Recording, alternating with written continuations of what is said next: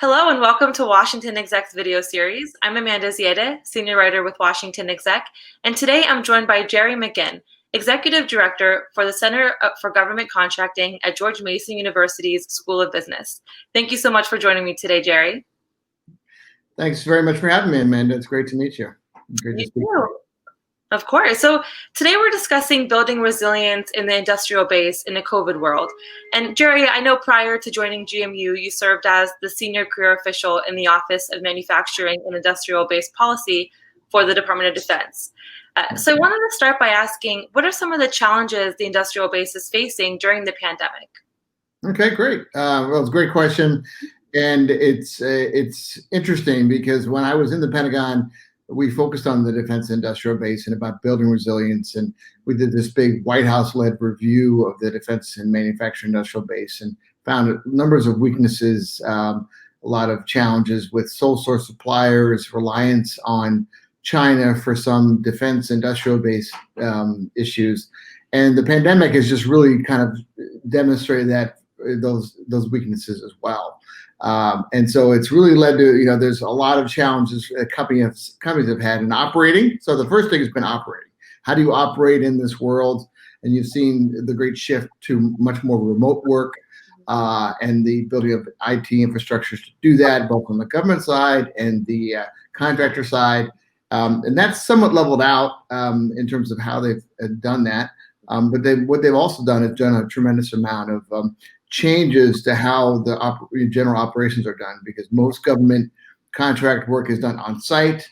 So there've been a lot of changes in deviations and in contracts to facilitate that. And that's also impacting companies, and they still have to hire and recruit and retain employees. So it's doing that in this world has been quite different. So how does this settle out? Is a big question. Because you've seen in some places they have to keep doing work in person, classified areas, but they're even looking at doing now. How do we do classified work remotely? How do we do that kind of work? And how much the supply chains have been impacted by COVID, and how do we get fix that for the future in terms of building more resilience and domestic capacity, not everywhere and not in everything, but in areas of risk. And so that's an important thing for going forward. Right. Yeah. So what are some of the trends that you're seeing in federal response to those challenges? Yeah.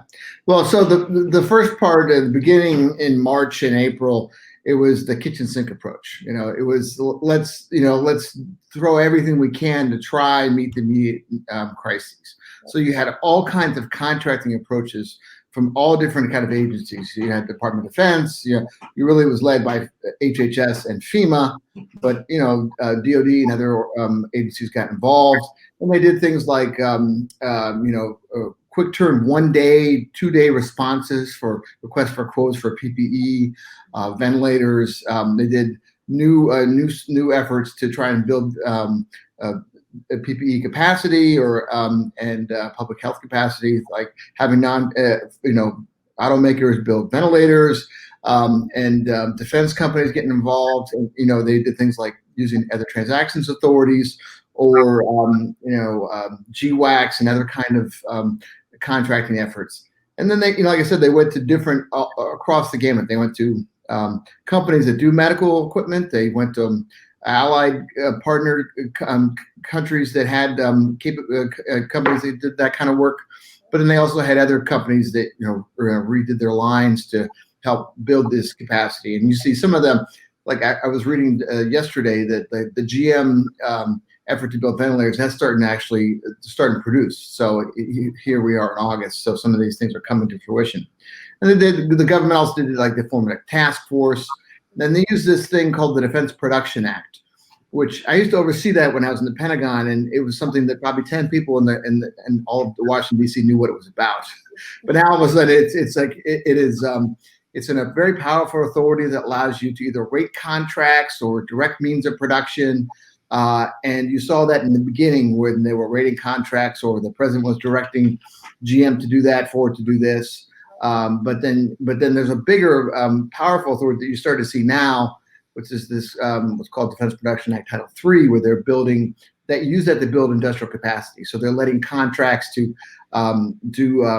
help do vaccine delivery, to do increase mass production, things that wouldn't necessarily happen with commercial market forces, because commercial market forces have led to a lot of that production going overseas, suddenly to China. And you've seen that in defense world with things like rare earths and some parts of good parts of semiconductors, as well as in the PPE world. You see that with pharmaceuticals and public health and PPE production. So, you start to see now lots of projects coming out and helping to build that domestic capacity.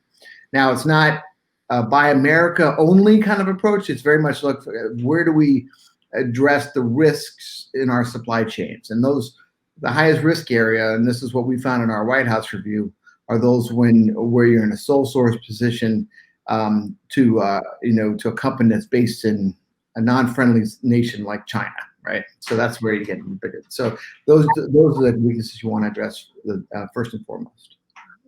So how can government and industry partners build resilience in the industrial base during COVID-19 and as we adapt to what everyone's calling a new normal? Yeah, it's a great question. I have to say I don't like the term new normal. Just kind of be candid with you, because I'm much one of the things that's really frustrating about this situation is you don't know when it ends. You don't know how it ends, right? So or if it ends. So is it a new normal, or is it just the things start changing? And so I go to the CARES Act, which was passed back in, I think it was late March, early April. It was, $2 trillion, the biggest bill ever passed. And there were lots of things in there on like making, increasing OTA authority, making it more for larger prototypes, making, relaxing the ability to put things on contracts early through what's called undefinitized contract actions, or UCAs. As well as an increase in the massive influx of Defense Production Act dollars to do projects for the industrial base. So how much of that sticks, right? And another one is the increased cash flow. Is the that the Department of Defense did on its own, was to increase cash flow for larges and smalls to help them kind of during this turbulence. And so the question is, how much of this sticks? And I think a lot of it will. And a lot of the efforts towards remote work, even in government, will stick. But I think you will see as the virus eventually kind of works its way through the system. I think you're going to see a return to more traditional kind of operations. But we're not going back to how it was. I mean, because I know when I went into government the last time, I remember I was going from consulting, where it was lots of phone calls, lots of telecons, and it's even before the the Zoom world and the like. Right. But when in government, it was like, okay, meeting, in person, very few, probably one or two telecons a week. We're not going to go back to that, but we will. It will adjust, I think, in time as we sort of, the COVID becomes sort of a fact of life that we just have to work through. Right. So. Absolutely. Well, thank you for sharing this with me, and we hope to catch up with you soon and stay safe. Great. It was great to be with you. Have a great day. You too.